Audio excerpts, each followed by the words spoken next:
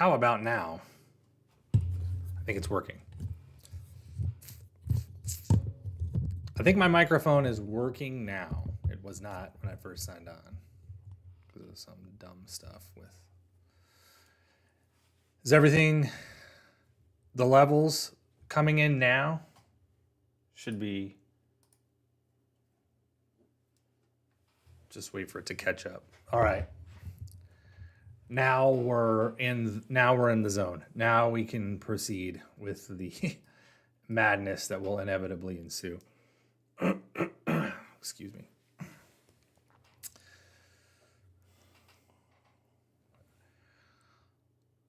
All right, everybody. Welcome to the April live stream. Looks like there's a bunch of people already here ready to go.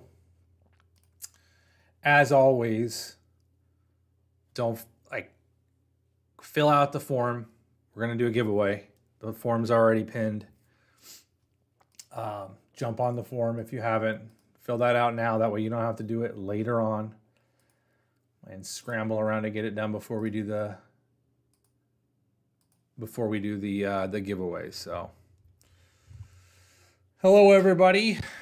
We'll see how smoothly everything goes during this wonderful live stream.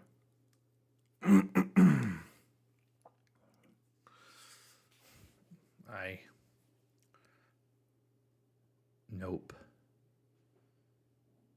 Jim Sanders says nope. And then yes. I'm confused. I don't know what it's in regards to. It's probably something I said, and so I apologize if I'm a little bit slow on the uptake on a whole bunch of stuff. This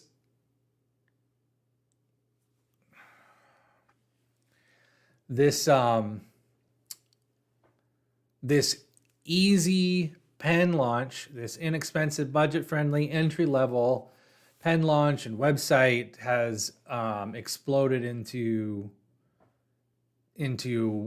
a lot more work than expected, and we can go over some of that. A lot more work for me.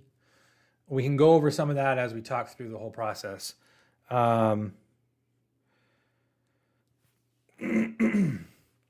Excuse me. So there's a bunch of us already in here. We're going to go ahead and get started. Honestly, I think I'm going to go ahead and just get the Keras Penco stuff kind of out of the way, so that we can spend the majority of the time talking about the basic, because I really feel like, I mean, I could be wrong, but I feel like the majority of the stuff that everybody's going to want to talk about is the basic. And I'd like to kind of potentially keep all that coalesced into the majority of the stuff that we talk about in future live streams for Keras Penco will be 90% KPC related, and then, we'll try to keep the everyday Keras stuff to a minimum unless there's a huge announcement. Got it, Jim. That makes total sense then. Total sense that that's what it was in regards to.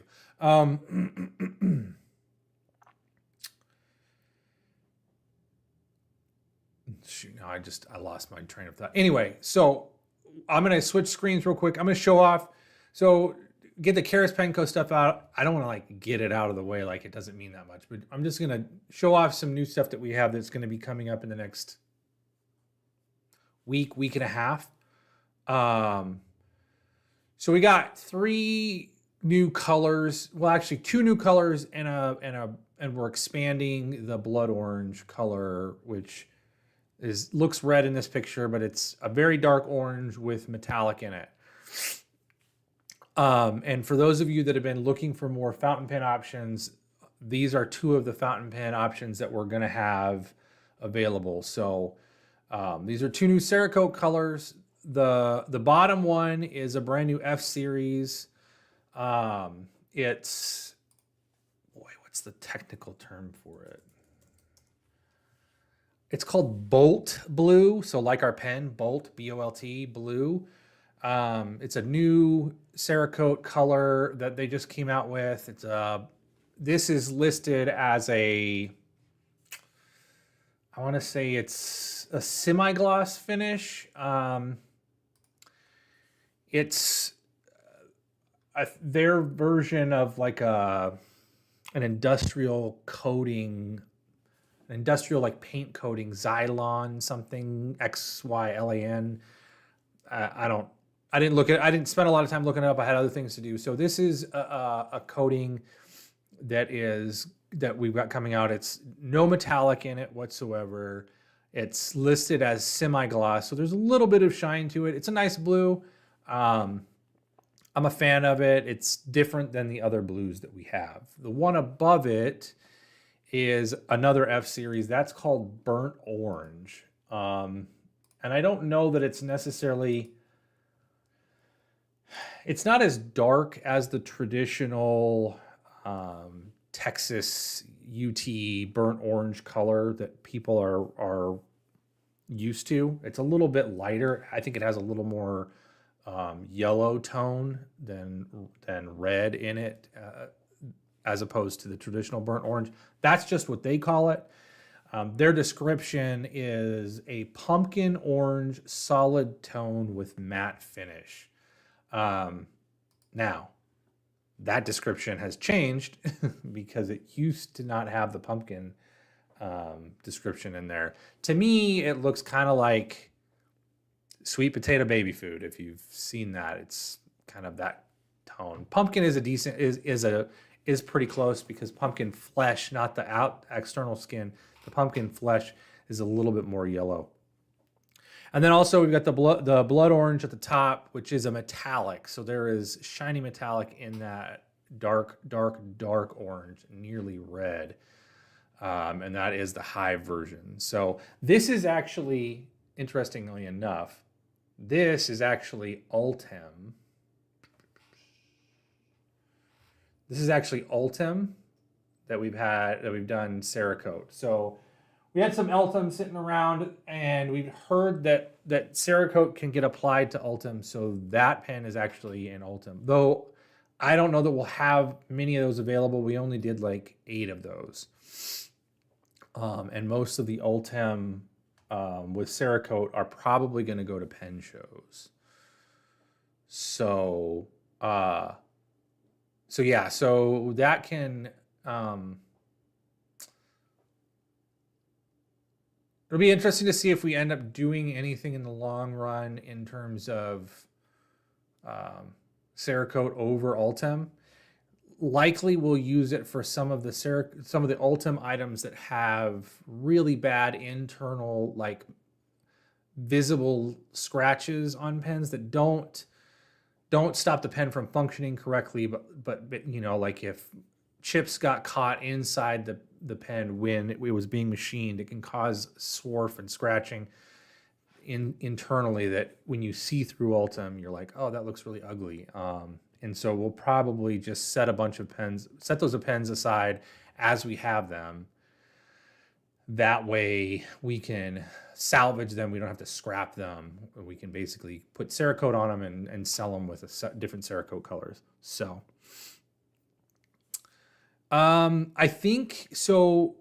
Brian, I'm pretty sure when I talked to Aaron, our Cerakote applicator, he said that he did a really, really light bead blast to the outside. So just real light sandblast. Nothing major, just to be able to take the smooth surface and give it a little bit of texture so that it really adhered to it. Yeah, Jim, the black section is going to be available. The black section is going to be available across the board. So yeah, he did do a little bit of sandblasting. To clarify with the future releases of anything else that we release in terms of the Vertex, outside of some extremely curated pens that we potentially do, anything that we have in stock in terms of grip sections, we're going to allow you to put on any of the pens. So it doesn't matter what color it is. If you want to put a pink grip section on, you know, on an orange pen, you're going to be able to mix and match. You'll have access to whatever we have in stock. That black is matte anodized aluminum. We don't have black acrylic or polycarbonate, so you'd have to do the aluminum version. Okay.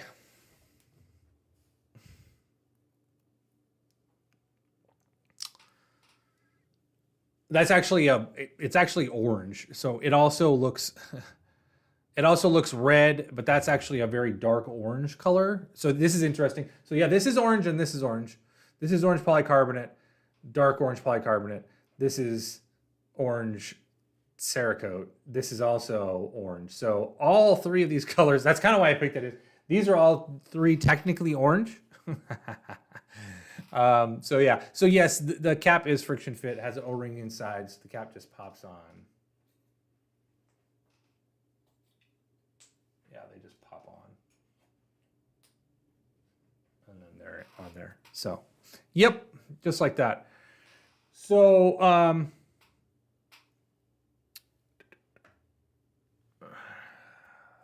for the time being, we only currently have Bach grip sections. We've sold out of basically we've basically sold out of all of the Yovo grip sections. I think we might have one or two Ultim grip sections available, and those are only going to be that's the only pens that won't be available on these versions. The standard Ultim color, the amber color, is only going to be available with the Ultim pens for the time being, because we have to machine those from raw stock. They're a little bit time consuming, and we made enough for those pens, so we're not going to extend those over them. So I won't have any Yovo grip sections in the short term. It's possible that we'll machine more, especially in aluminum. But in the polycarbonate, we won't have those potentially ever, or in very, very, very small quantities, because of the fact that the polycarbonate, so like the polycarbonate grip sections like that orange one, are partially molded. We have them, they're molded en masse in bulk in like thousands at a time, and then we finish machine them in-house. It's just way cheaper and faster for us to have them molded out of Macrolon. And then basically we machine the internal and then a quick pass externally to just get everything looking the way that we want it to, machine stuff in there. So yeah, that's kind of where we're at on those. And they're going to be, for the time being, all this stuff is going to be Bach only. We have to make more Yovo stuff. Jovo stuff. We don't have anything right now in stock. I think we have some ink grip sections in stock, and that's about it. And maybe a few of the Vertex and Decograph ones. So, all right. So no, Kevin. It's just going to be the Hive for the standard size, and we also have the pocket modal, the standard pocket modal with the rings that are for this release for the blood orange. But I have a bunch of other colors. So there are going to be the blue that's on the Vertex and the orange that's on the Vertex. I have those two colors, and we're going to have bigger batches of that stuff available, of those colors in other pens. So I've got several different modal versions, bolts in both of those, the blue and the lighter, the orange, the more standard orange. Those are going to be, I just didn't bring those pens in here. I grabbed the Vertexes because we haven't had Vertexes in a long time. All right, so we're going to move into, go ahead and move into the everyday Keras and basic stuff. I've got like the questionnaires. There was like 4 or 5 people that asked questions. I think some of you guys are actually here in the chat. So if you're here in the chat, you can ask the questions in the chat. I'm going to go ahead and just talk through the process initially, briefly, like as well, hopefully as briefly as possible, um, to kind of to recap everything before we move on. Um, so if you've read through all the releases and stuff that we sent out, this has been something that Bill and myself and Josh primarily have talked about. Um,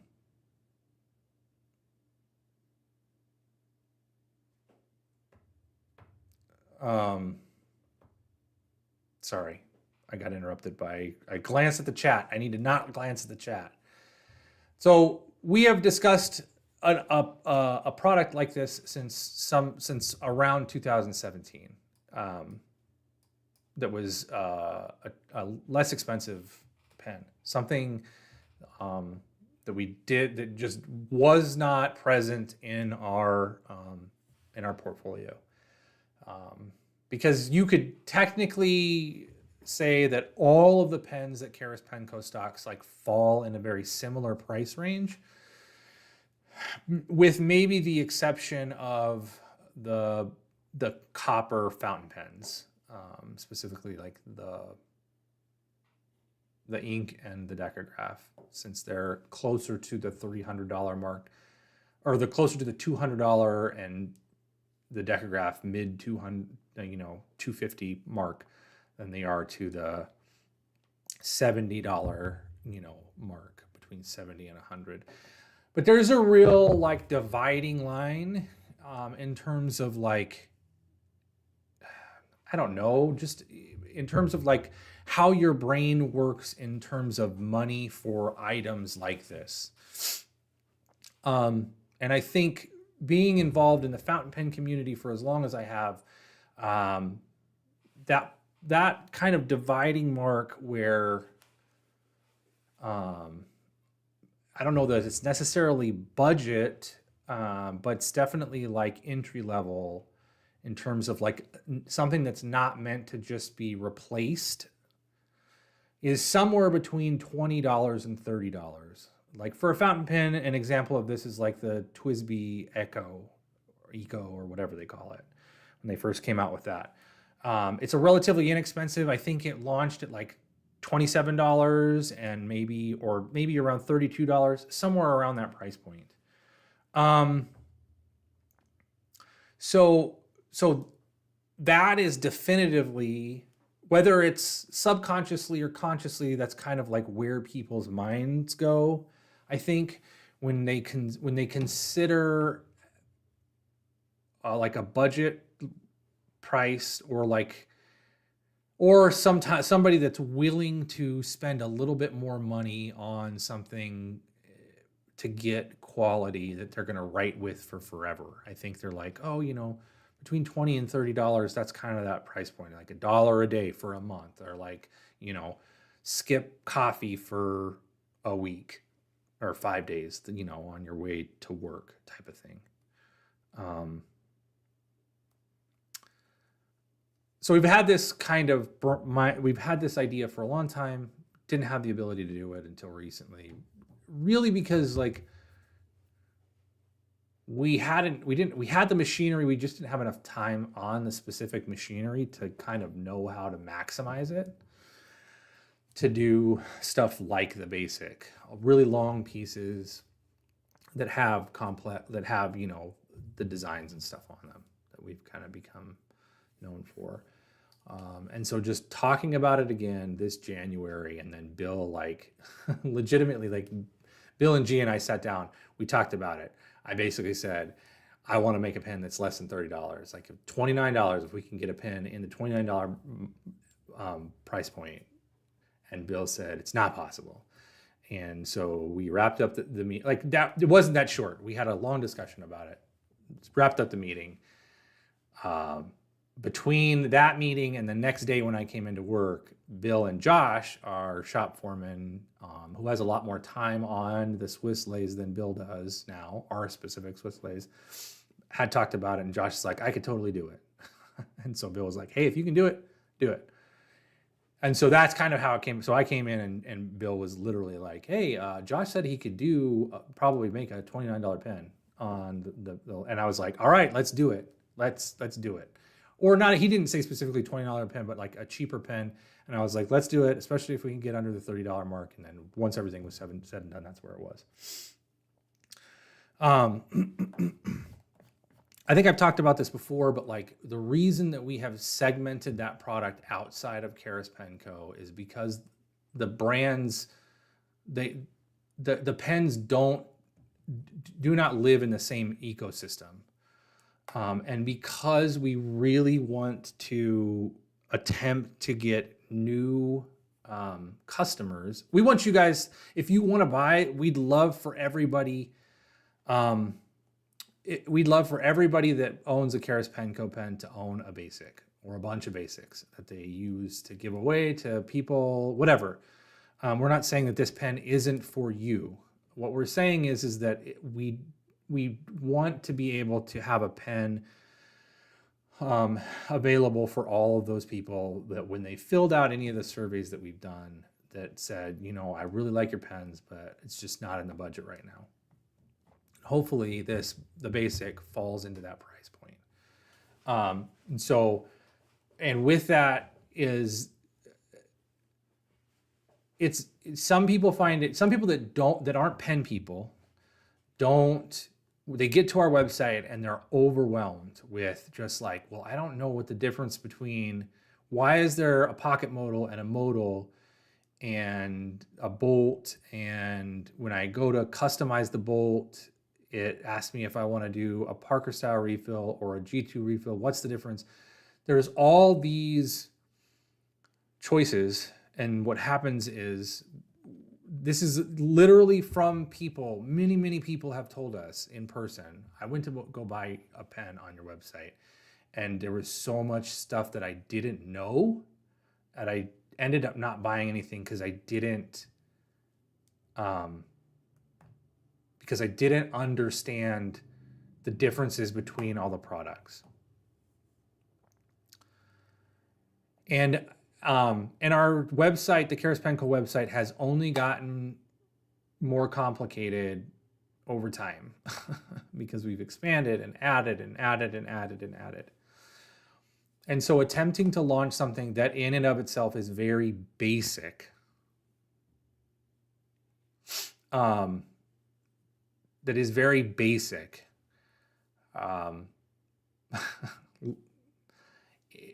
it does not fit on the Karas Pen Co. website, and it needs to be on another website, and we need to be able to actively advertise it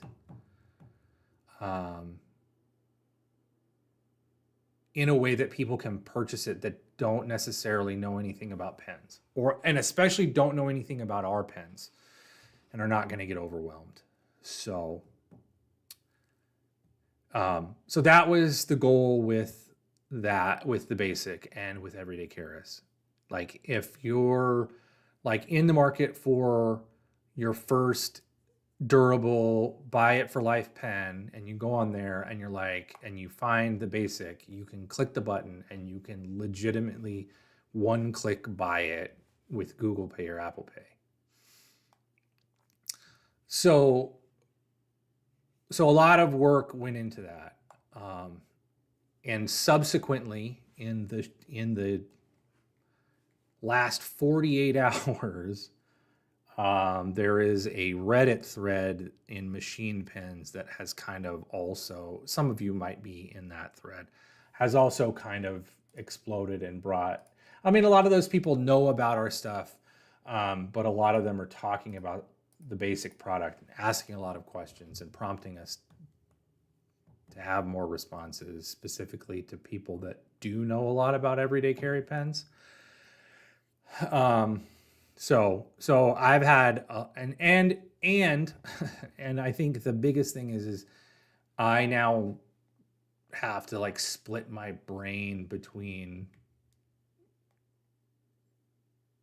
product creation and marketing for these two companies that are the same but don't necessarily sound the same. So big hit. If you were a Pen Club member, you were given the opportunity to purchase a basic quarterly subscription test that we did. If any of you guys that are here in the chat, were not able to purchase that during the window, shoot me an email, please, and we'll take care of that for you. Like, we don't want to not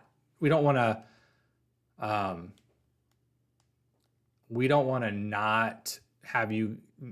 We don't want you to have missed that and potentially wanted to buy that just because we had some website issues, because we did have some website issues between Thursday and Saturday with a specific plugin that was on the website that was making the site basically unreachable. So if you're a Pen Club member and you wanted to buy into that into that subscription, just shoot me an email and we can take care of you. Having said that, in the event that the subscription service is something that enough people want to do, we will potentially expand that in the next quarter, or the next quarter that we do it in, or the next period of time that we run another one in. We may expand that and let other people buy into that program and not just the Pen Club members. Now, that basically kind of undoes the whole, like, it doesn't undo what this pen is supposed to be about. It just is, that type of program is something that's available for like somebody who's a pen person, a pen collector type of person, as opposed to this pen being made potentially for somebody who might only buy the basic, whatever basic we have available at the time. We still have some of the basic triple ones or double ones, but not a lot. They're selling much faster than even I expected. I know when we talked about it last month, somebody was like, "Oh, what happens if you sell it right away?" And I was like, spending habits and buying habits, like, I don't know that that's necessarily going to happen. Because we were gonna make at least 500 of them, and somewhere between 500 and 1,000 of the double ones have been made. I don't have the exact number on me, so we have some left, but we're way closer to being sold out than we are to, like, so. So here's a perfect example. If another Reddit thread pops up like this one, or a few other bigger reviewers potentially that got this pen post a review, we will absolutely sell out. The Reddit thread popped up and we immediately sold like 90 more pens just from that Reddit thread popping up. So if another one kind of blows up, or one of the larger reviewers that we've sent pens to posts one of their reviews, I would expect them, unless they're like, "This is an awful pen, I don't know why they did this." I think that we would sell out of the first one, which that's fine. Like, we're not necessarily, we've said from the beginning, if we decide in December to make more of the double ones, that body style, because people are like, "Man, I really like that one the best," after we've released several more between now and then, we'll just make more. It's not a limited run. It's not a limited edition design like that. We can make more of those. We've already, as of Friday, all of the double twos are done. Like, the whole run of the double twos are already done. They're complete. They just have to be put through the finishing process. So, like,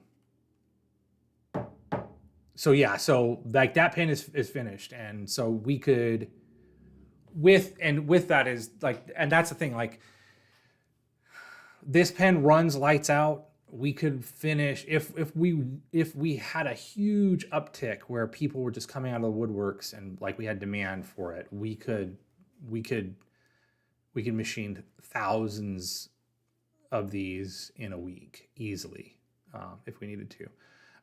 Somebody asked, and I don't want to get too far ahead. Yeah, I have a plan for the 007 already. So I have 2 plans. Depends on which one we end up rolling out for that pen. Ian said, would you do bulk custom orders on the basic for a work event? So our frequently asked questions, we are like, there is something that asks about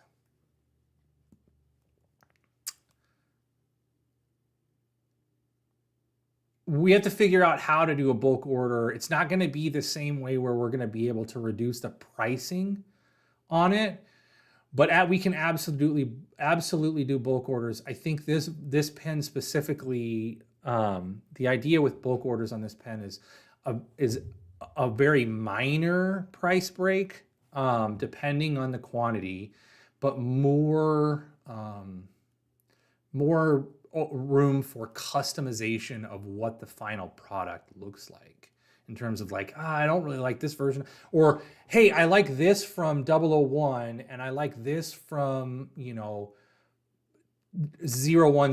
Can I combine those 2 elements in my own version?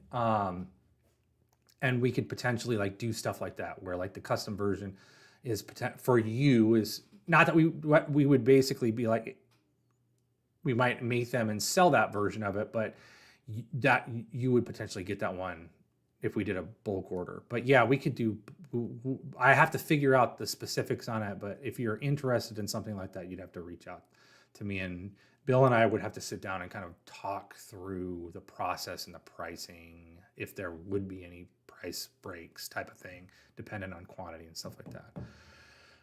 So Alex, so 001, 002. So I guess the easiest way to talk about this is the way that I tried to describe it in the first one, when I think about it. The basic is a canvas. So I'm going to switch screens again, and we're going to not look at my face, and we'll look at this instead. So this is a 001. It has a chamfered tip. So this is a stepped tip that has chamfers on it. It's not supposed to be round. This is a design function, not a design flaw. Let me see if I can zoom in even more on this one. Oh boy, there we go. All right. So the tip has like stepped machining, so it's flats. It's not round. So it's a flat and then another flat and another flat at different angles. So it's not unfinished. This is the way that this was meant to be done. This is Josh's design. He designed this pen. He designed the way that it looks. He's not a designer. He's a machinist, but like this is the first one that he did. Rather than scrap this idea, we just decided to run with it. And then this has basically the inverse machining as this. It's just, it's cut away as opposed to shaped the opposite direction. It's very similar chamfers, and then we have the thing up here. So this pen in basically a version that didn't have any of this machining detail, didn't have the ring back here, didn't have the rings here, and just had like kind of like a regular flat tip, would just be what I would call the basic canvas. And then the 001 is just this version with these rings and this chamfer and then this ring up at the top.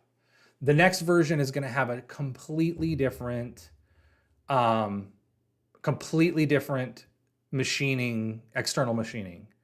The basics of it in terms of like the diameter and this function and the way that everything screws together are the same. But it's basically like it's a canvas that we can paint on, and by paint I mean just machine. That is correct. It is a gateway pen. Like potentially, some people will never step up to the next, to the next pen. They might be happy with this being the pen that they always buy, but other people might be like, man, I really like nice pens now. What's another nice pen? And if it's not our brand, it might be a different brand, which is fine. Like that doesn't matter to us. Like we would be happier if it was one of our pens, but if it's not, it's not. So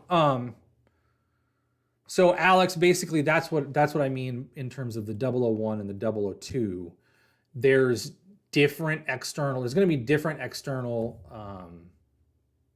It's going to look different.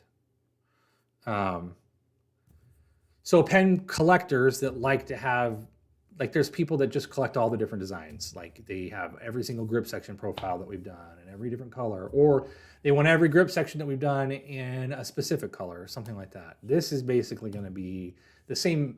The majority of these are going to have the same finish, where it's just machined aluminum and then we tumble that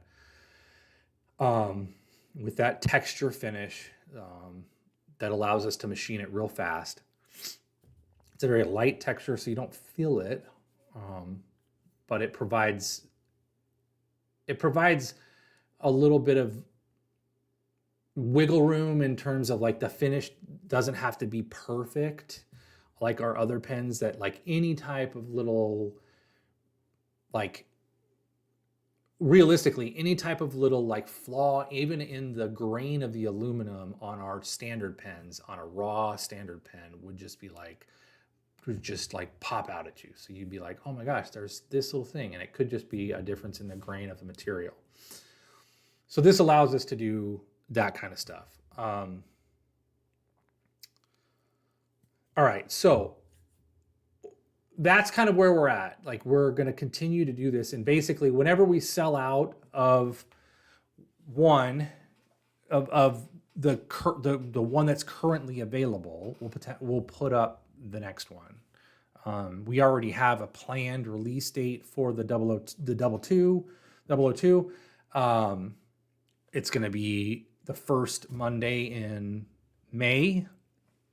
Pen Club members, the people that signed up for the subscription, will get theirs shipped to them technically 6 days early. And we'll start showing those off pretty quickly. As soon as they're done being tumbled and assembled, then we'll start showing off the 002. Part of the reason that I don't have any of the 002s is we used all of the clips that we had, all the stainless steel clips were used putting together the 001s. So I don't have any clips to put on 002s. I can't sell them right now. If we were sold out of 001s right now, we'd still have to wait to put the 002s up.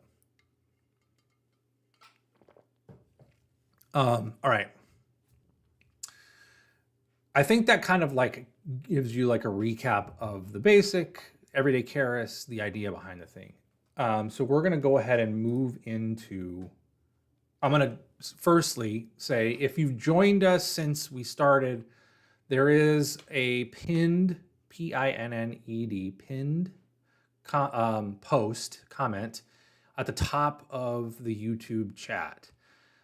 It is a link to a Google Doc for a form to fill out to be entered into the drawing. We will do the drawing at the end of this live stream.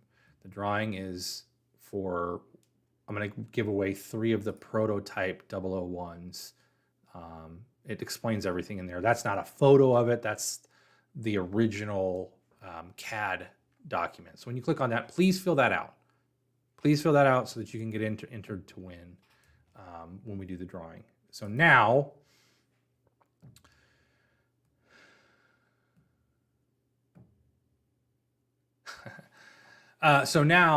we're going to go into the Q&A portion. I expect the majority of the questions to be on the basic and everyday Keras. I may have answered some of the questions already. If I haven't, then you can ask them.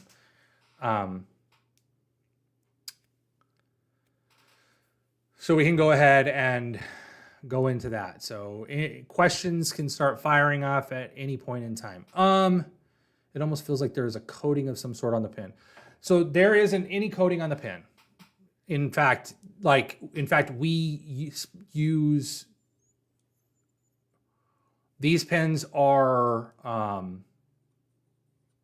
during the finishing process, they're actually put through, it's a ceramic tumbling process that is done with liquid.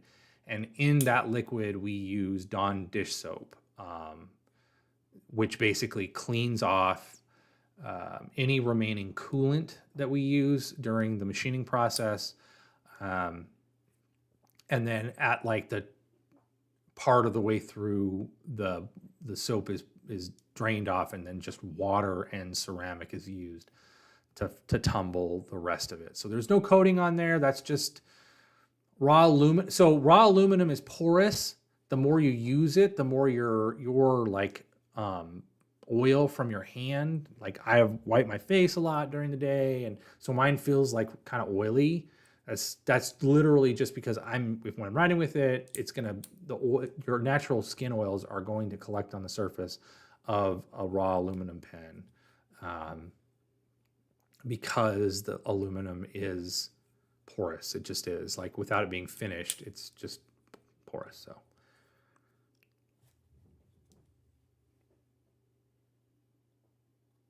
okay, first question. Great question. I've already answered this question a few times in direct comments or in direct messages and stuff like that. So here we go. So Scott says, will unscrewing the bolt to replace the refill damage the threads in the Delrin over time? Possible for an all-metal option for a bit more money in the future.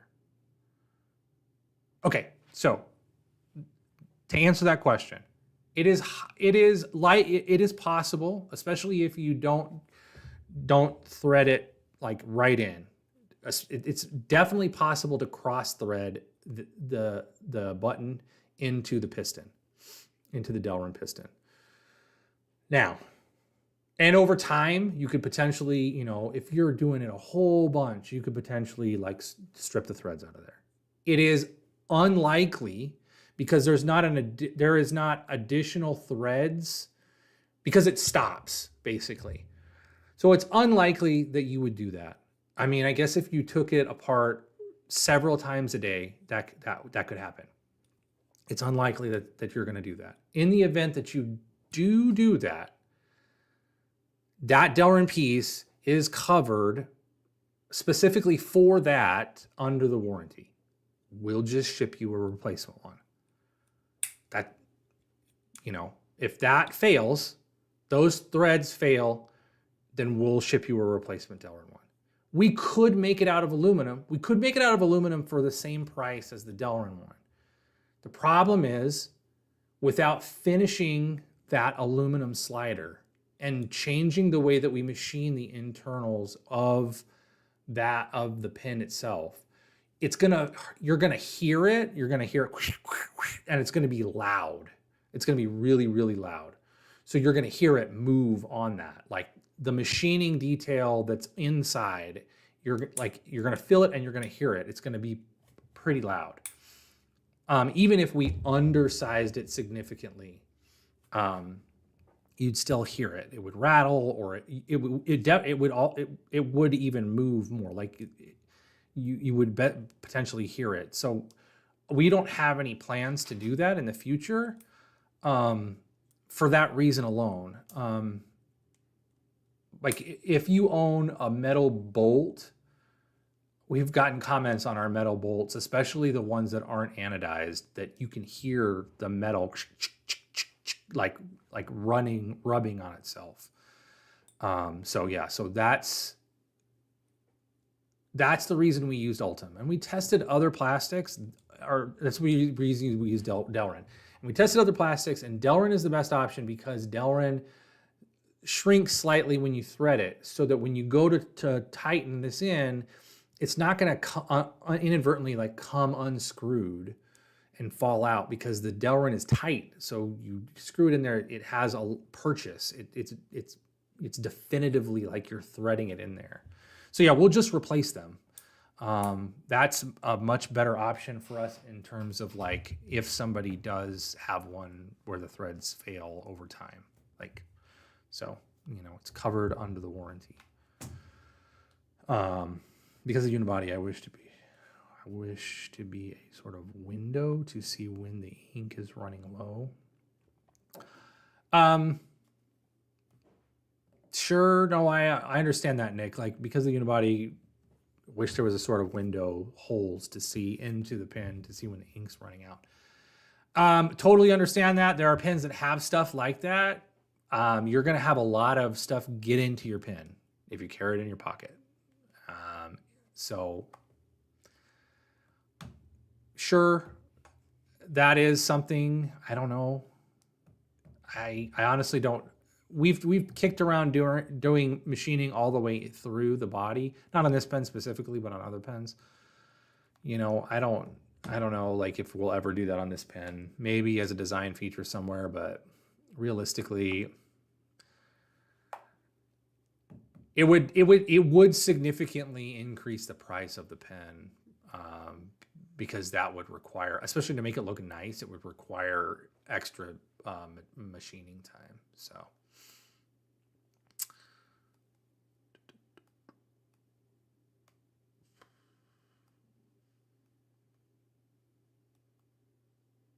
is that the effect of the tumbling? The making it feel like there's a coating on it? No, the tumbling just tumbling it just makes it look. Basically, we tumbled the pens to make them more. I don't want to say durable, to make the look more uniform. And so that when you, over time, as you use a raw aluminum pen, it gets dinged, it gets knocked against something, it's gonna like get some wear on it. And if it starts out tumbled, the wear that you get over time just kind of like starts, it is like patina basically, where it looks normal. If it comes to you kind of worn and then it continues to wear over time, it's just adding to it. So a raw aluminum pen, like I have a version that's raw aluminum. It doesn't really look that different. Like, let's switch again. Like the raw aluminum version on this pen doesn't look that different. I don't even know if you can tell. The top one is the raw version. The bottom one is the tumbled version. If you look really close, you're gonna notice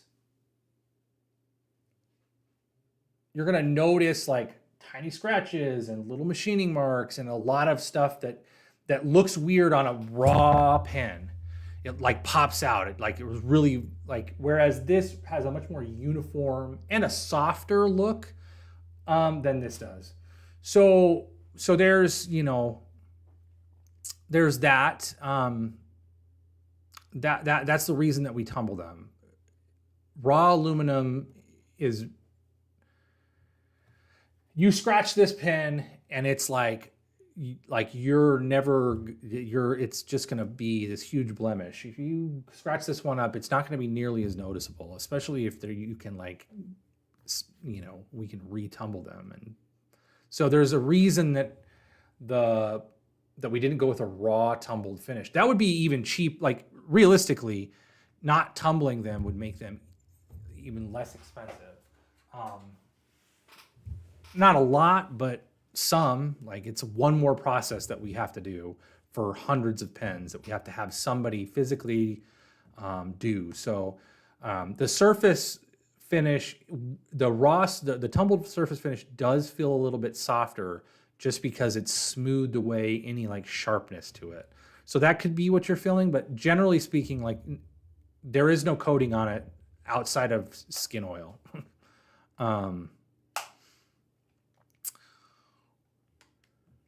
All right, let's see. Ishmael, would you say not to use Loctite if you wanted extra insurance? So Loctite is not going to stick to Delrin. Like if you own a 99 pen holder, if you own a Mega Cube, or you're us who have attempted to put together a 99 pen cube, a Mega Cube, there are very specific types of adhesive that work with Delrin, because Delrin is what's the word I'm looking for? Is it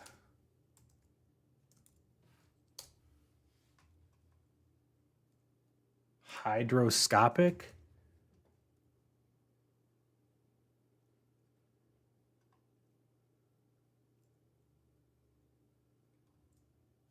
I can't remember. So basically, in marketing terms, Delrin is self-lubricating. It is designed to basically, it's why it's so good in bushings. It's really, really difficult to use adhesive.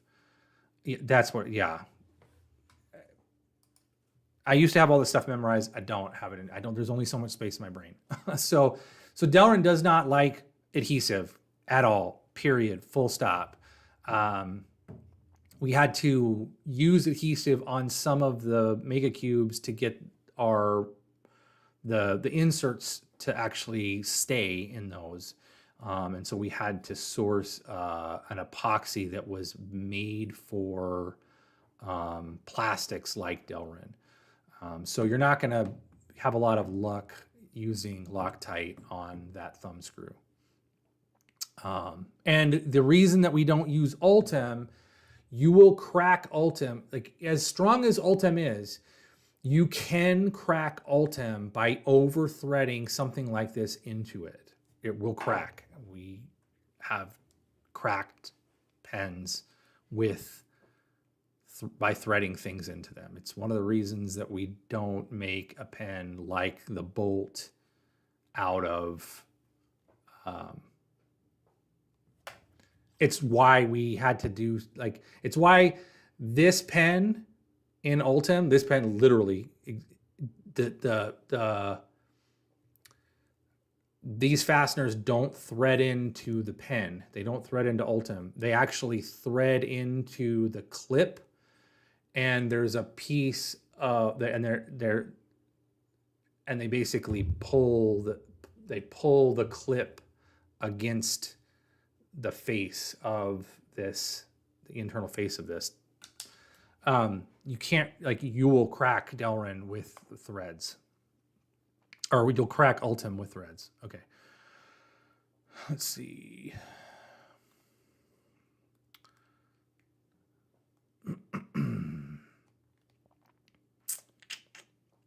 Any chance you will offer the different sizes of refills? With purchase, I don't know. It really depends. Again,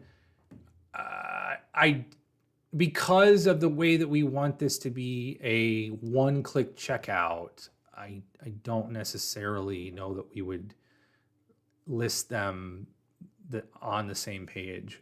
It's possible that we'll start stocking them, especially on Everyday Keras. Like a kit that had the different sizes of refills. So.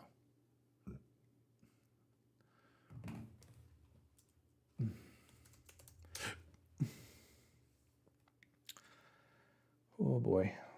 Sorry. I'm trying to see the specific terminology they use with Delrin.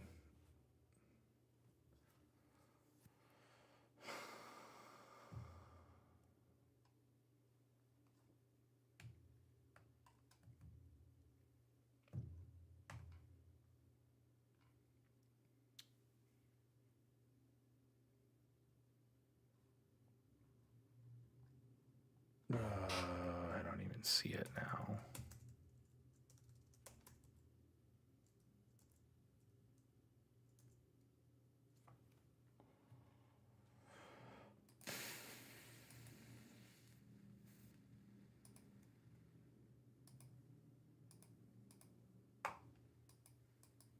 No, I don't even see it in here. Anyway, all right. So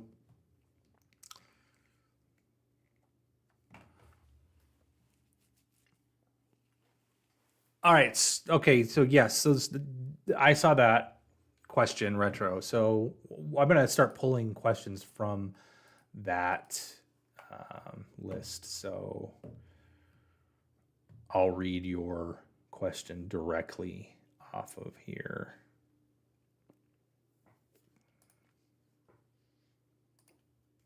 Oh.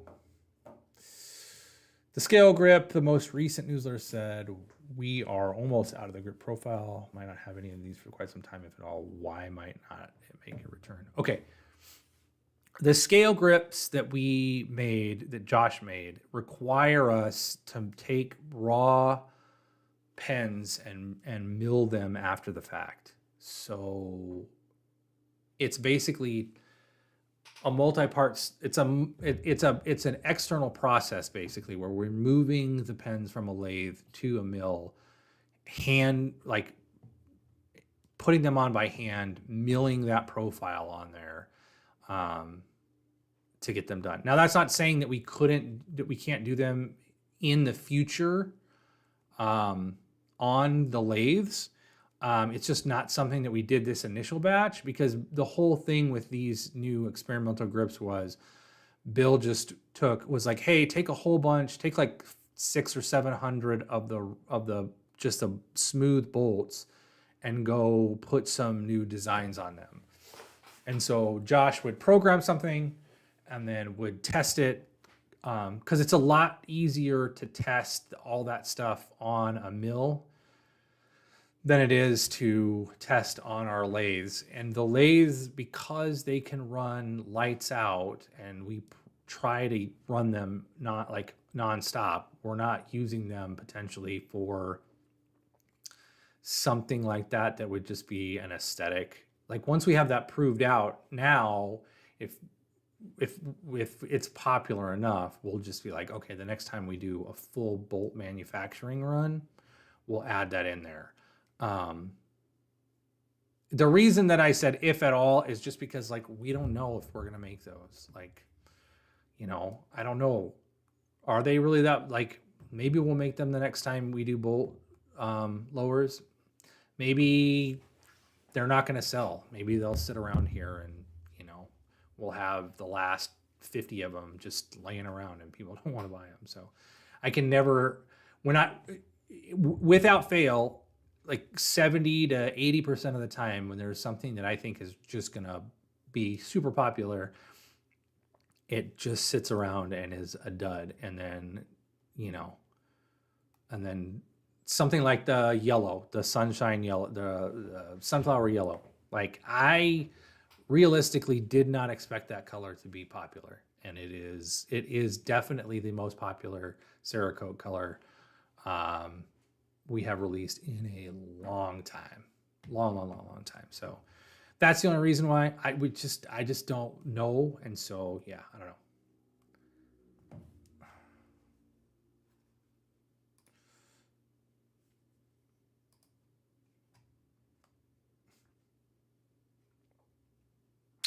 Okay. Let's see.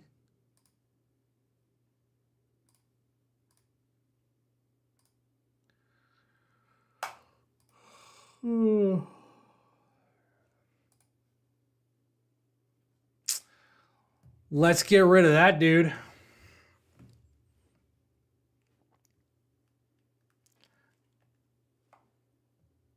All right.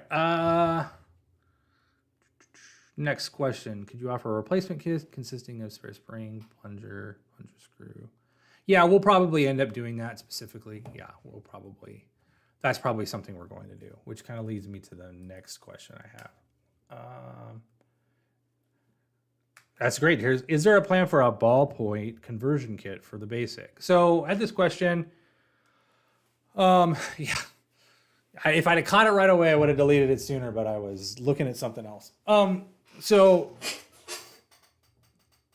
the basic 001 can take you can hack basically a ballpoint refill in there. You can put an easy flow in this pen with one of our Parker style springs, and 1/2 inch long by 1/4 inch wide spacer at the top in between the piston and the refill. And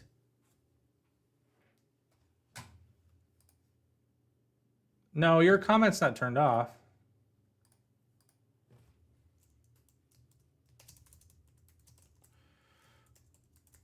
I didn't turn off comments. I just deleted that guy out of there. So I don't know. Did everybody else maybe that dude scared everybody away?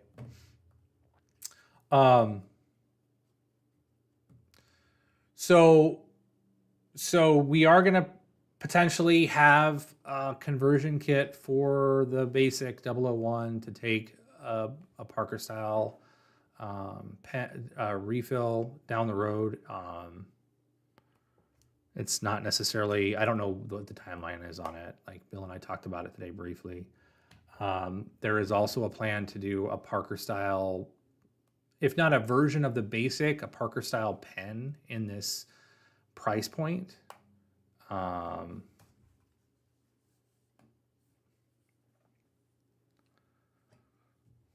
If you guys are running into issues where you can't see comments, refresh your YouTube. Apparently that's an issue that I blocked that guy. Let's see. Let me go through some of the other questions.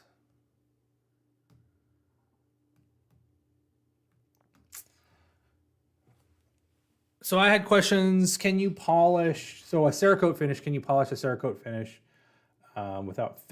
without damaging it? I don't know that you can polish Cerakote necessarily. You can clean it. You can clean it with rubbing alcohol, soap and water.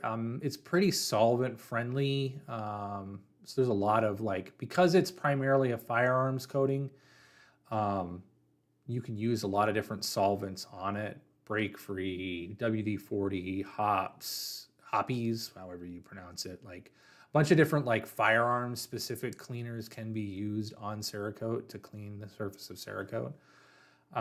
It just depends on what you use can change the way that it looks. So anything that's oil-based, it's an oil-based solvent, like some of those that I listed, will leave a residue. And so then you have to, if you want to get that residue off, you're going to have to use something like Dawn to wash it afterwards to get the residue of that solvent off of it. So as to polishing it, I don't know that you can polish it. I don't think so. It's very, very hard. And to get it quote unquote polished uniformly, hand polishing it is going to do really nothing. It's just going to shine it with, and it's going to require that you use something that's an oil. And so you're basically just rubbing oil on it. So you could do that if you wanted to just put a coat of oil on the outside on it. It's just going to make it shiny.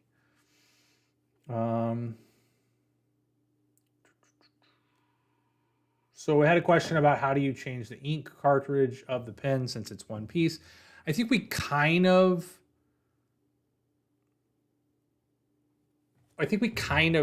figured out, we kind of already talked about that, but realistically, for anybody that wants to know, the easiest way to change this, I'm showing off the wrong pen.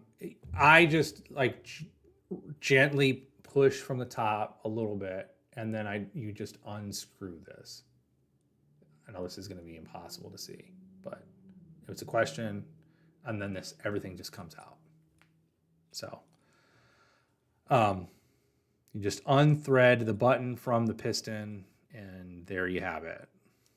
Super easy to do. And then you just put it back in the same way, thread it back together. I'm sure that we're going to have to come up with some form of, we're going to do a video on it and link to that on the purchase page.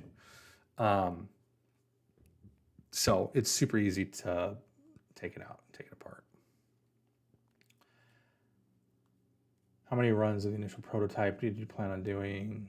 So the initial, like I said, I think I already covered that. We're trying to do at least 500 of each different release.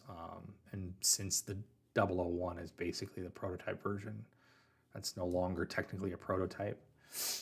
Will there be shorter and longer sizes to follow? I don't know. Again, I'm not sure if we're going to do just a straight up shorter version of this pen, or if we're going to do something slightly different.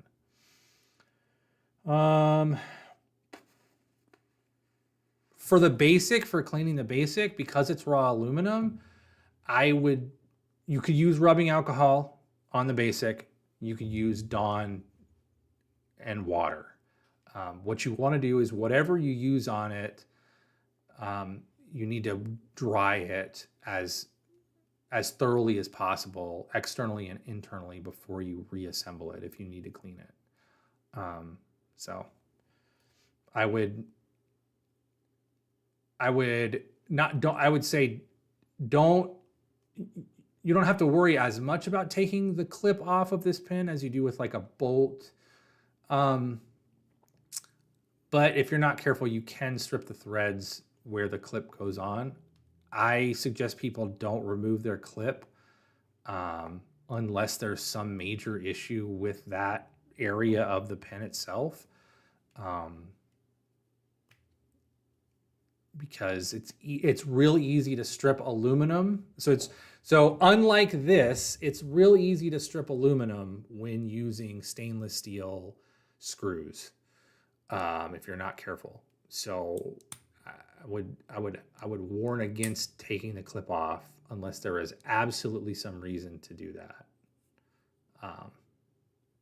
It's pretty unlikely, especially if you're careful and you screw it in and just tighten it.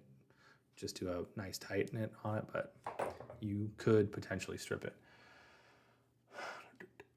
Pen Club members currently have access by like 6 days to basic releases early, only through because the question was, will Pen Club members have access to basic drops early? Only via the subscription service, and that's probably how it will go moving forward. Let me go back here and see if there's questions over here. Are the results for the subscriber survey on the exclusive version? For the subscription, there is going to be an exclusive subscription version that's only available via the subscription. It's pretty close to being. We have, I think, like we're missing like 3 people. So if nobody else responds, I'll be emailing that out later on this week and showing the results of that survey. Will the cool Cerakote sunflower yellow make it to appearance on an EDK or a bolt? I should have sunflower bolts. We sent out 100 pens for sunflower, and some of them were bolts. Some of them were tracks. I think some of them were EDKs. So those should be back this week. Next week, sorry. This coming week. The Pilot, yes, Jim. The Pilot V5, V7 precise refills fit. That's all I use in mine. I do, in fact, have one in my version, in my pen. Okay. Let's see here. I feel like I missed somebody's. On a previous live, you mentioned offering premium basic versions. Okay, so to kind of like go over that, like that's not a for sure thing that we're necessarily going to do. I would say that there's like 3 or 4 different times. So pen shows, we might have some more premium versions. And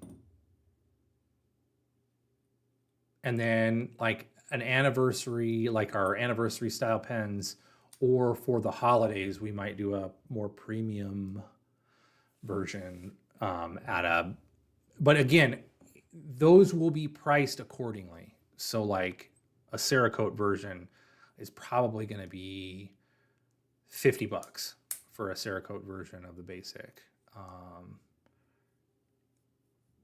Out of another material, brass or copper, it's going to be, whatever that ends up being in terms of additional cost based off price.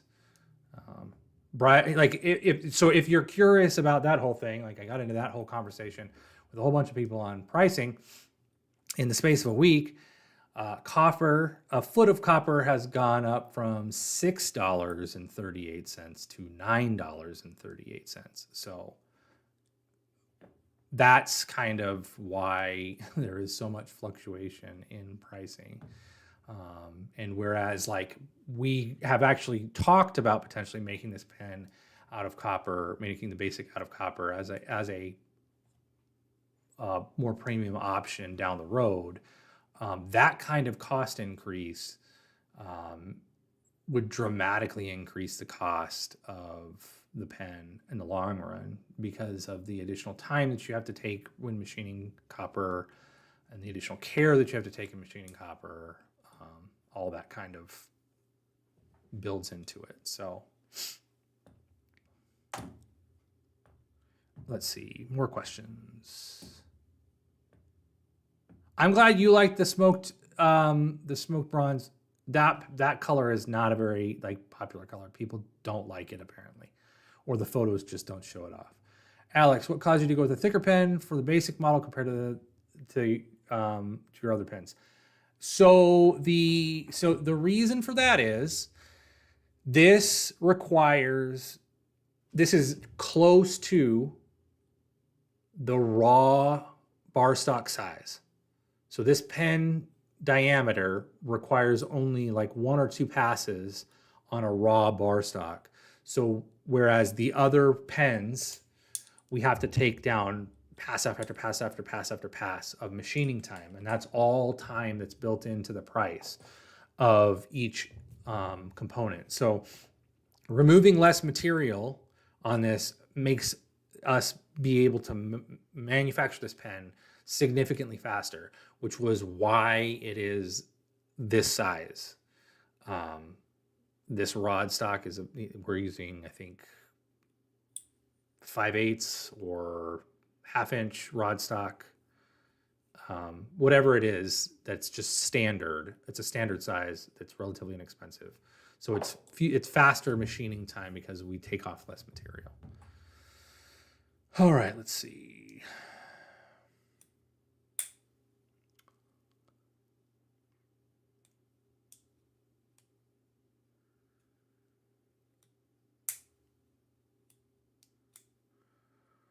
Shop tour, yeah, probably. I would say probably after, I don't know. It's just time. I have to have the time to be able to do a shop tour. Like, that's the only reason that, like, I'm so busy 90% of the time. It's just extremely difficult to get to a shop tour. All right, let me see what other questions I have in the questionnaire.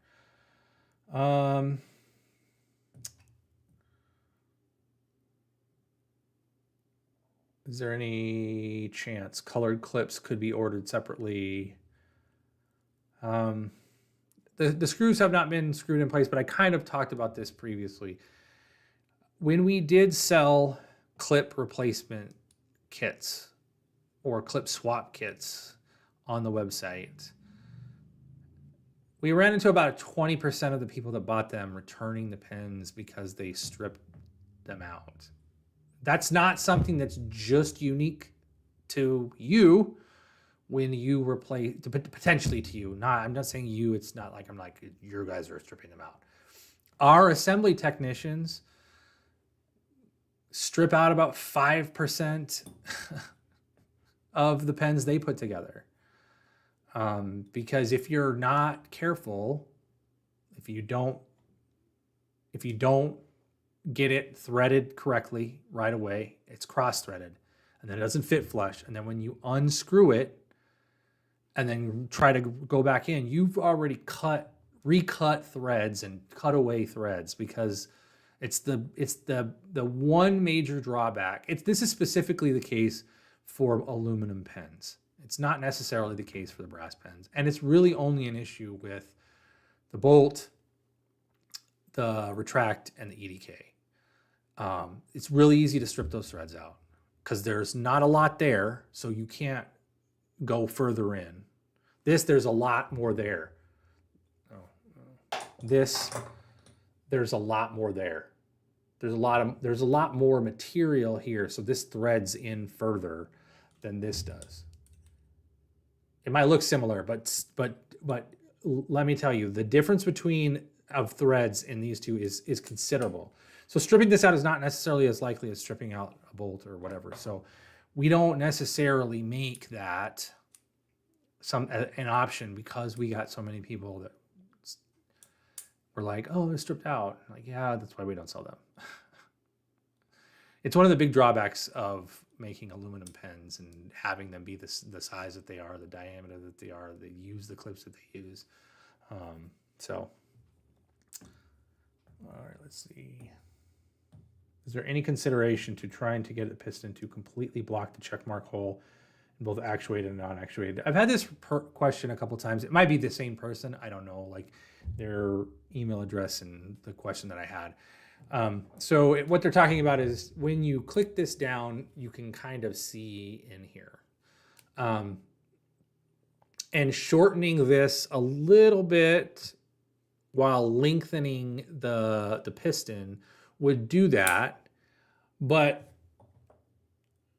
somewhere around here, I actually have one that has a longer piston on it and it looks weird.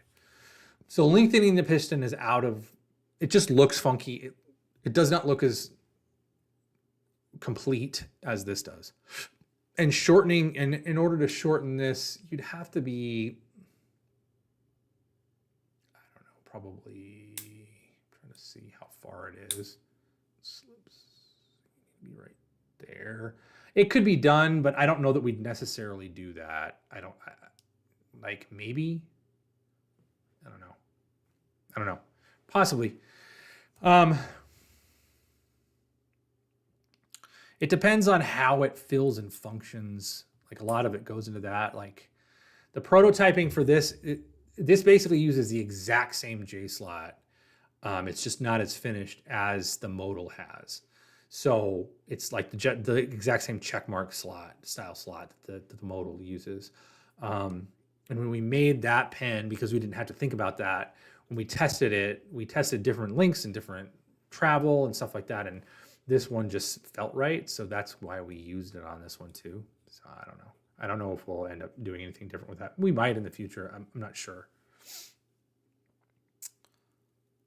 Will you be trying to bring an everyday Keras fountain pen to market? If we can, we would like to have a product that is similarly minded, that is a fountain pen that would fit on everyday Keras. The issue is figuring out how to significantly reduce the cost in the fountain pen itself. Because a pen like this is, so, you know, this is one major component. These are minor components. This is one major component. This is three major components: body, pen, and the knob. Even though this is you could be like, oh, but this and this is the same. This requires way more machine time. The bolt knob requires way more machine time than this button and this piston combined. And then when you consider this pen is also three major components because the clip is such a unique design for this to function correctly. So this pen has to be, this is four major components. And even this pen is three major components. So reducing from 3 to 1 is a significant price decrease in terms of machining time, and potential mistakes made when doing those things. So we can't make a fountain pen that goes from 3 to 1. We are trying to figure out a way if we can make a fountain pen that goes from 3 to 2 in order to shave off a considerable amount of money, in order to shave off a considerable amount of cost where that's concerned. So that would be the thing in terms of a fountain pen would be like, how do we go from this or from this to just two pieces? Is there a way for us to do, like, I'm not counting the nib as a major component. The nib is obviously a major component, but in terms of like what we machine, is there a way for us to make just this piece, the grip and the body, make that one piece and make this one piece? Is there a way for us to do that? Is there a way for us to, or this? Is there a way for us to do this pin where we can just reuse this clip, because it's a standard clip that we use, but we make the grip and the body one piece? Is there a way for us to do that? So that's the hurdle, the engineering hurdle that we have to come up with, that we have to solve before we can significantly reduce the cost of these types of fountain pens, to where we can make them in-house, and reduce that throughput that we have, where we have machining time that has to be factored into the end cost of the product. All right, I'm almost out of. Let's see. Almost done with all the questions. I'm not going to answer Eric's question because it's about zirconium, and I don't ever answer questions about zirconium. Any chance of getting yeah, I think he meant the basic sub. If you email me, please do that.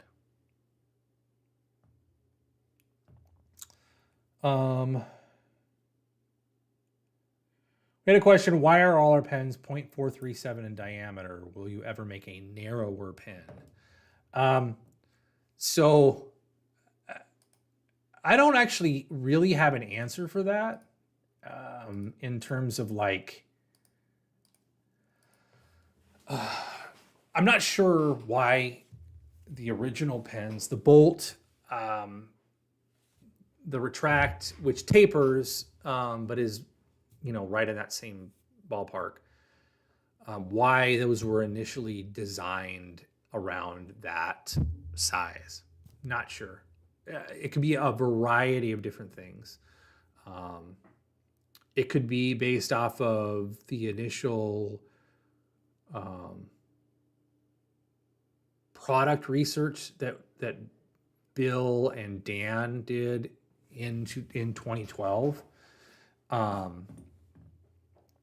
when they started planning for the Bolt. We did talk to people in the pen community about pen, optimal pen size. So that is, so that could be why. I'm not 100% sure. It could be that the machine that we had at the time that we were using, used a weird size of material. I can't possibly imagine that would be the reason why, because we're machining down to that from 1/2 inch. I would imagine that it just had to do with basically taking a whole bunch of data of, hey, what's the average diameter of all of the mass-produced pens on the market right now? Like, where's the sweet spot in terms of, if this is the smallest pen and this is the fattest pen, like what, taking that information and then also taking a whole bunch of actual feedback from potential. There were like 25 people that were involved in testing early prototypes of the Render K and the Bolt, and potentially even the Retract. So those people might have provided that feedback. So that's the answer that I have to that question. Like, I don't know. And we're not necessarily stuck in that mindset anymore. Part of the reason that we don't go smaller is that when we have made smaller products, they sell even lower. So they're very low. They don't move very quickly. It's our just historic data that skinnier stuff doesn't sell as well as their more or standard sized for us versions, like the pencils that we made. The slim version of the pencil is much closer to a standard pencil. Like the slim version of the retractable is much closer to the size of a pencil than the standard sized retractable. But we made like we machined a quarter of the slims as we did the standard sized ones. And I still have tons and tons of slim retractables in the drawers. So that's just, anecdotal, but it is, it's just kind of, I don't know that there's necessarily a lot of people that I think people view their preferences as, well, this is how I feel about something, and just assume that other people have similar preferences. That's not to say you're wrong with what you prefer, obviously. It's just that over time, we have come to find out that pen preference leans larger rather than smaller in diameter. This is true of our fountain pens. And it is relatively across the board true for the basic in terms of early comments that we've received. Even though it's nominally, it's not that much bigger than our standard pens. It's noticeable in terms of what people say when they buy it. All right.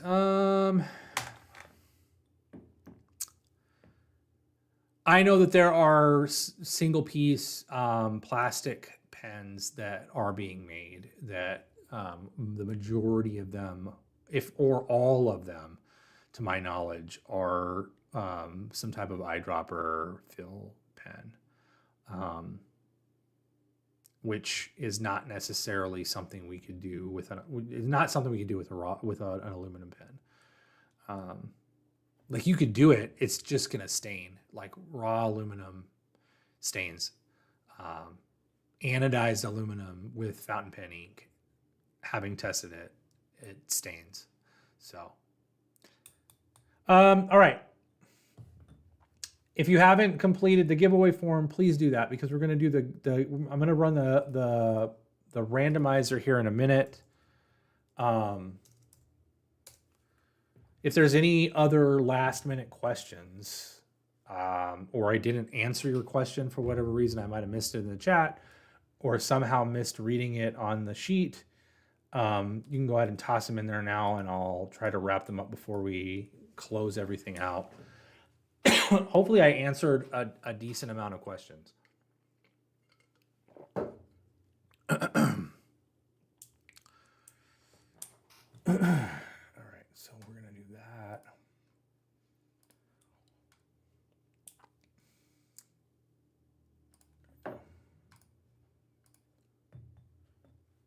Any last questions? Any final questions?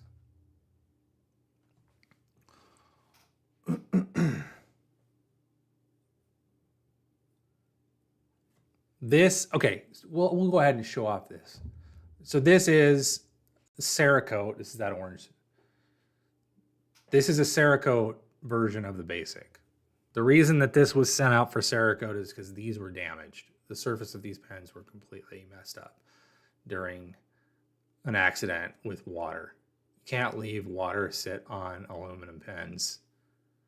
It does not do well. So these were not salvageable. So we had like 8 pens that were left in the water that just got completely ruined. So when we talk about potentially doing like premium versions of the basic, this would be, along with other materials, this would be one of those premium versions. So we got these back a couple days ago. As much as I like the raw aluminum version, this is a much nicer version. But this literally turns this same pen into a $50 pen. So for context, that's the difference between these two pens. Is this is $20 more expensive than this. And it's literally all in the Cerakote. So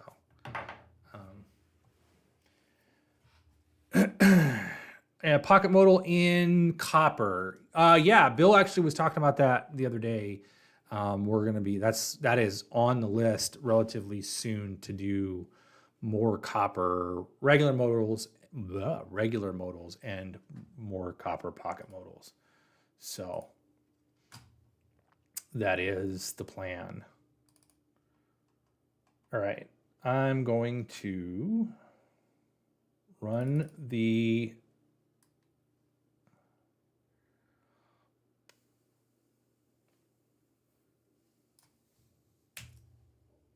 giveaway form here. What does water do to aluminum? Water, specifically, like if you're not really completely removing all the mineral content from water, when water sits on the surface of aluminum, it stains it really, really bad. And it's extremely difficult to get the stain out. You basically have to bleach it in acid or machine it away. And depending on how porous the grade of aluminum is it can get in there really deep. And then if you don't clean all of the minerals off of the surface of aluminum, then what happens is, if for whatever reason that aluminum is at a later date in time put through some type of electrical current, it could cause those minerals in the surface to eat away that around those minerals. So you really want, like we use here in our tumbling process, we use completely filtered. We have like a triple filtration system on our water that we then use with a specific type of, well, not for aluminum, for some of our other materials, we use a specific type of solvent that's made just for that metal. And then Dawn dish soap is mild enough that it cuts through the coolant and doesn't damage aluminum at all. And then basically we just wash it away with water. These were basically washed in just tap water, which Arizona has some of the hardest water, like high, super high mineral content. There's all kinds of stuff in our water. They were basically just washed and then set aside, and then basically it just dried on there. And so like there was all these hard water spots and stains that basically stained through, like they looked absolutely awful. And so salvaging them, it was nearly impossible. Like it was not going to fix any of the issues on those. Like without machining away more material, it was too much of a potential hazard for us to attempt to save those in any way, shape, or form. Decorating our nibs.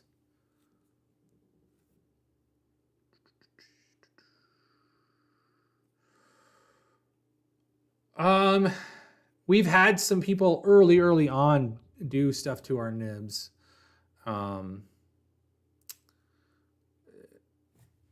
That was customized and stuff like that, but I doubt we'll ever do anything with the nibs in terms of like firing them for the stainless steel stuff or anything like that. It'll just be laser etched and like that. So raw aluminum, technically raw aluminum patinas, quote unquote patinas over time. So there's like three things that you have to consider in terms of like patina, like what a patina on aluminum is. Aluminum will oxide. So anodize is force oxide on raw aluminum. and basically it because over time aluminum will just darken. It darkens basically with as an oxide. An oxide layer forms on the outside, naturally occurs on the outside of aluminum, so it'll get darker over time. Similar to brass and copper, not nearly as noticeable. Well, that's not necessarily true. Given long enough time, it gets really noticeable. Like it's very, very, very dark. So it will oxide. That's basically a patina. You can tumble patina, basically where you're changing the color, changing the external surface by tumbling it in a media, which is basically what we do. And then that will patina differently than just raw aluminum.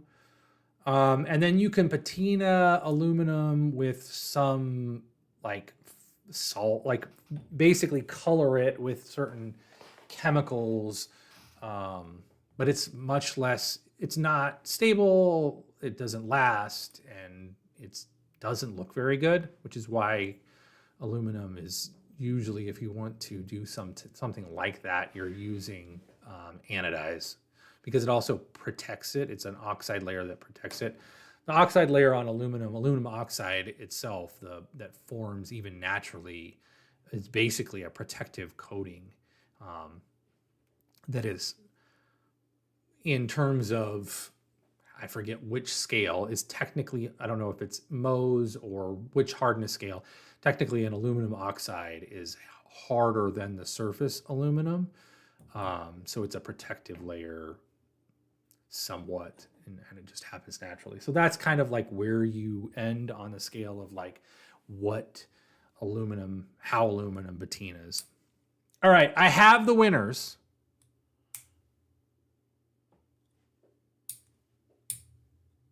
For the giveaway. Winner number one. Hopefully there's not more than one of you in this chat. Winner number one is Jeremy. So winner number two, J Bright KY. I assume that's Kentucky. I don't know why I assume that's Kentucky. Winner number three, Ian McDermott. So those are the three winners. You're gonna get prototype pens. They look very similar to the finished pen if you bought a basic already. But if you know it, you know why. You'll be able to tell. You should be able to tell the difference between them. So those are our three lucky winners. In the event that there is no more questions, we've been going for over an hour and a half, but I wanted to make sure that I got to all the questions that were appropriate. If you are a winner, send an email to paul@karascustoms.com, and I will ship out your winnings later, sometime next week. So yeah, email paul@karascustoms.com with your shipping information, and I will send you your prize. All right, if there aren't any other questions, we'll go ahead and wrap it up. So any last minute questions, concerns, complaints, you want to yell at me about other things, you can yell at me like people like to do on Reddit.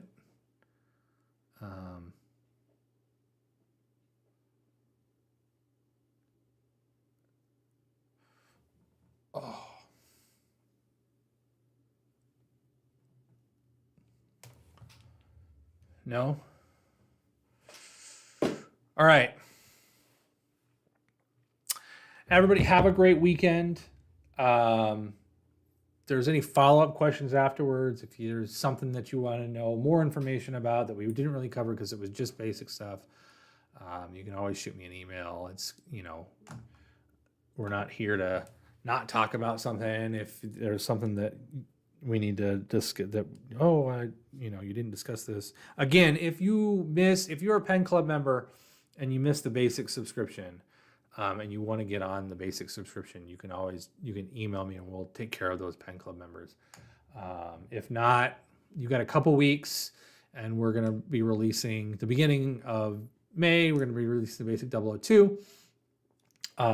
Probably see some teaser images of that coming the end of this week or the beginning of the week after that. So like a week from today, probably.